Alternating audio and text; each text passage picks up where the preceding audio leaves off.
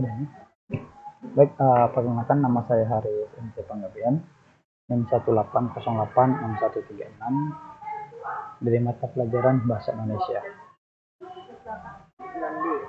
Kali ini kita akan bahas materi yang saya ambil untuk UTS, yaitu pola kalimat dasar. Pola kalimat dasar dibagi menjadi 3 bagian. Yang pertama ada pengertian, kedua ciri-ciri, ketiga pola kalimat. Kalimat dasar. Kalimat dasar itu kalimat yang berisi informasi pokok dalam struktur inti, belum mengalami perubahan. Ciri-ciri kalimat dasar terbagi menjadi 4 bagian. Yang pertama berupa kalimat tunggal, satu subjek, satu predikat, satu objek, satu verb, dan satu K. Yang kedua, sekurang-kurangnya terdiri dari satu objek dan satu predikat. Yang ketiga, selalu diawali dengan subjek. Yang terakhir, berbentuk kalimat aktif.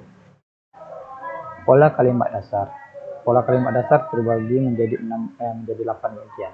Kalimat dasar dengan pola subjek plus predikat, subjek plus objek plus predikat, subjek plus predikat plus verb, subjek plus subjek plus predikat plus objek, subjek plus predikat plus keterangan, subjek plus predikat plus objek plus keterangan, subjek plus predikat plus pelaksanaan dan plus keterangan, subjek plus B plus O plus verb dan plus K.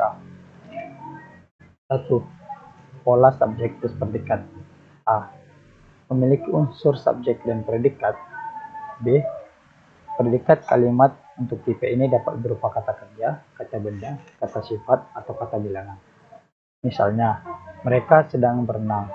Mereka sebagai subjek, sedang berenang sebagai predikat atau kata kerja. Ayah, guru SMA. Ayah sebagai subjek, guru SMA sebagai predikat.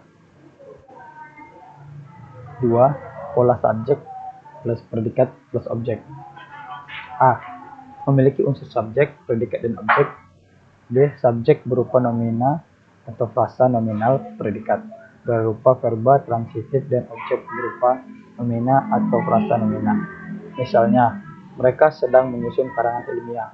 Mereka sebagai subjek sedang menyusun sebagai predikat, karangan ilmiah sebagai objek. Yang ketiga, pola S plus P plus L. A. Memiliki unsur subjek, predikat, dan perlengkapan. B. Subjek berupa nomina atau frasa nomina, predikat berupa verba atau transitif atau kata sifat, dan perlengkapan berupa nomina atau objektif. Misalnya, anaknya beternak ayam. Anaknya sebagai subjek, beternak ayam sebagai predikat, ayam sebagai perlengkapan. Yang keempat, pola subjek plus predikat plus objek plus perlengkapan. A. Memiliki unsur subjek, predikat, objek, dan perlengkapan.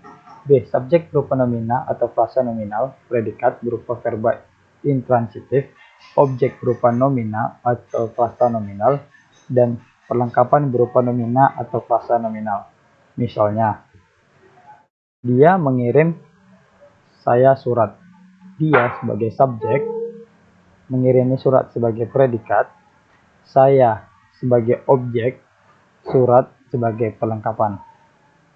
Yang kelima, pola S, P, dan K. A. Memiliki unsur subjek, predikat, dan harus memiliki unsur keterangan karena diperlukan oleh predikat. B.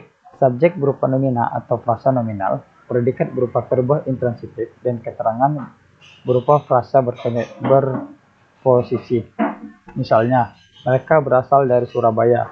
Mereka sebagai subjek, berasal sebagai predikat, dari Surabaya bersifat keterangan. Yang keenam, pola subjek plus predikat plus objek plus keterangan. Subjek berupa nomina atau frasa nomina, predikat berupa verba intransitif, objek berupa nomina atau frasa nominal, dan keterangan berupa frasa berposisi. Misalnya, kami memasukkan pakaian ke dalam lemari. Kami sebagai subjek memasukkan sebagai predikat, pakaian sebagai objek, ke dalam lemari sebagai keterangan. Yang ketujuh yaitu pola S tambah P tambah L dan tambah K. Memiliki unsur subjek, predikat, perlengkapan, dan keterangan. B. Subjek berupa nomina atau frasa nominal. Predikat berupa verba, intransitif atau kata sifat. Perlengkapan berupa nomina atau adjektiva. Dan keterangan berupa frasa berposisi.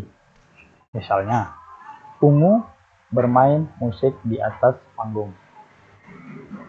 Ungu sebagai subjek, bermain musik, bermain sebagai predikat, musik sebagai perlengkapan, di atas panggung sebagai keterangan.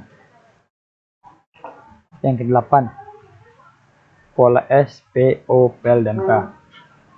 A. Memiliki unsur subjek, predikat, objek, perlengkapan, dan keterangan. B. Subjek berupa nomina atau frasa nominal, predikat berupa verba intransitif, objek berupa nomina atau frasa nominal, perlengkapan berupa nomina atau frasa nominal, dan keterangan berupa frasa berpreposisi. Misalnya, dia mengirimi ibunya uang setiap bulan. Dia sebagai subjek, mengirimi sebagai predikat, ibunya sebagai objek, uang sebagai perlengkapan, setiap bulan sebagai keterangan. Sekian dan terima kasih penjelasan dari materi pola kalimat dasar. Saya harus mengucapkan terima kasih.